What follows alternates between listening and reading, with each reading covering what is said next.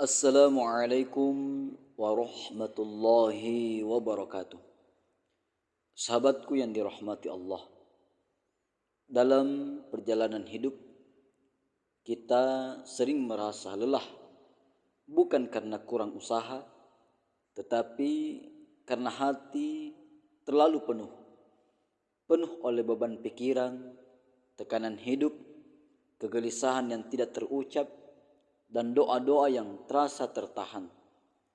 Banyak orang sudah bekerja keras dari pagi sampai malam, namun tetap merasa sempit, seolah pintu-pintu kebaikan tertutup rapat tanpa celah sedikit pun. Ketika keadaan seperti ini terjadi, kebanyakan manusia sibuk mencari solusi keluar, mengganti strategi, menambah relasi, atau mengejar peluang baru. Semua itu baik, namun seringkali kita lupa bahwa ada urusan yang lebih dalam, yang lebih penting dari sekedar strategi dunia. Ada keadaan batin yang perlu dibereskan sebelum pertolongan besar itu turun. Al-Quran mengajarkan bahwa kelapangan hidup bukan hanya soal hasil kerja, melainkan juga tentang hubungan manusia dengan Tuhannya. Saat hubungan itu renggang, hati menjadi berat. Sebaliknya, ketika hubungan itu dibenahi, banyak hal yang tiba-tiba terasa lebih mudah, lebih ringan, dan lebih terang jalannya. Sahabatku yang dirahmati Allah, Nabi Nuh alaihi salam adalah salah satu nabi yang menghadapi umat paling keras kepala. Dakwahnya berlangsung ratusan tahun, namun yang beriman hanya sedikit. Dalam kondisi berat itu, Allah tidak mengajarkan beliau keluhan, tetapi menunjukkan satu kunci yang mampu membuka banyak pintu sekaligus. Menariknya, kunci ini bukan amalan yang rumit, bukan pula sesuatu yang membutuhkan harta atau tenaga yang besar. Ia adalah amalan yang sangat dekat dengan lisan, sangat dalam pengaruhnya ke hati, dan sangat luas dampaknya dalam kehidupan kita di dunia ini. Banyak orang mengira solusi hidup selalu berbentuk tindakan yang besar.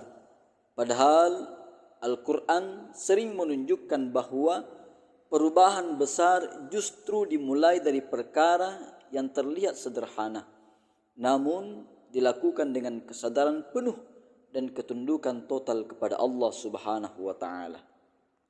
Nabi Nuh alaihi salam menyampaikan pesan ini bukan kepada orang yang hidup nyaman, tetapi kepada umat yang sedang mengalami kebuntuan, hasil bumi yang minim, kehidupan yang sulit, dan masa depan yang terasa suram. Artinya, pesan ini relevan bagi siapapun yang merasa hidupnya sedang sempit.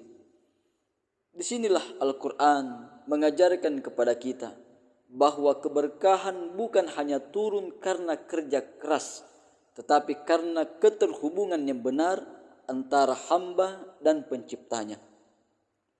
Ketika hubungan itu diperbaiki, langit dan bumi ikut bergerak membawa kebaikan. Pesan Nabi Nuh alaihi salam ini bukan hanya nasihat spiritual, tetapi janji Allah yang sangat konkret, yang sangat nyata.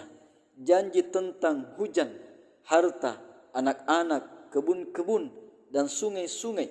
Semua simbol kelapangan hidup yang nyata, bukan sekedar ketenangan batin. Allah Subhanahu wa taala berfirman di dalam Al-Quran, Quran surat Nuh ayat 10 sampai 12. Artinya, lalu aku berkata kepada mereka, mohonlah kepada Tuhanmu, sungguh Dia Maha Pengampun. Niscaya Dia akan menurunkan hujan yang lebat kepadamu, memperbanyak harta dan anak-anakmu, mengadakan kebun-kebun untukmu, dan mengadakan sungai-sungai untukmu.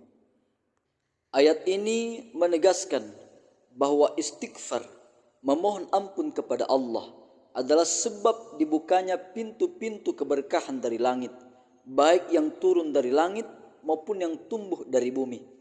Ketika Nabi Nuh alaihi salam mengajak umatnya beristighfar, memohon ampun kepada Allah, Allah langsung mengaitkannya dengan hujan yang membawa kehidupan, kelapangan rezeki, keturunan, banyaknya harta, serta ketenangan hidup yang berkesinambungan.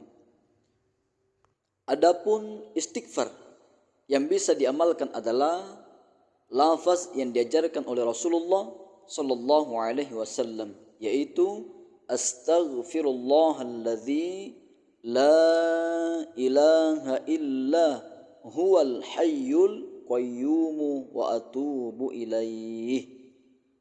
Astaghfirullahalladzi la ilaha illa huwal hayyul qayyum wa atubu ilaih. Sebagaimana diriwayatkan dalam hadis sahih, hadis riwayat Abu Daud dan At-Tirmizi. Cara mengamalkannya adalah dengan membacanya secara rutin, istiqomah setiap hari, terutama di waktu-waktu tenang seperti setelah sholat, menjelang subuh, atau di sepertiga malam. Dibaca dengan hati yang tunduk, penuh pengakuan atas kelemahan diri dan keyakinan bahwa Allah Subhanahu wa taala Maha mengampuni serta Maha melapangkan. Dengan pengamalan seperti inilah ayat ini hidup dalam keseharian, menghadirkan keberkahan yang nyata dalam hidup seorang hamba. Ayat ini mengingatkan kita bahwa jalan keluar tidak selalu datang dari arah yang kita duga. Kadang solusi terbesar justru turun ketika hati berhenti membanggakan diri dan mulai mengetuk pintu langit dengan kerendahan. Siapapun yang menjadikan pesan ini sebagai kebiasaan hidup akan merasakan bahwa kelapangan itu nyata, tenang di hati, cukup dalam hidup, dan terang dalam langkah. Demikian, selamat mengamalkan. Astaghfirullahalladzi la ilaha illa huwal hayyul qayyum wa atubu ilaih. Assalamualaikum warahmatullahi wabarakatuh.